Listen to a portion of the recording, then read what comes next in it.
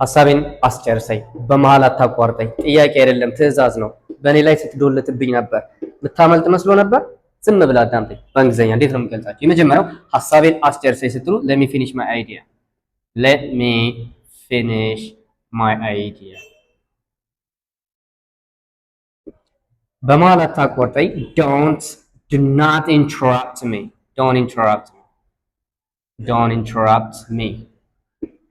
ጥያቄ አይደለም ትዕዛዝ ነው። it's not a request it's an order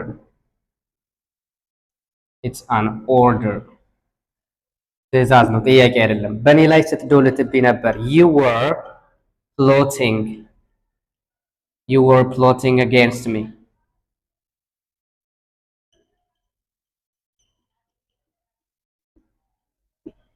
ምታመልጥ መስሎ ነበር ከኔ ወይም የሆነ ድርጊት አድርጋችሁ ምታመልጥ መስሎ ነበር ስትሉ do you think you could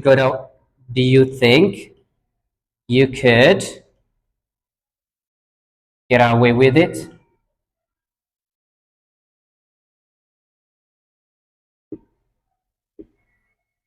ዝም ብለህ አዳምጠኝ ስትሉ እናንተ ትሞክራላችሁ። ቴንክ ዩ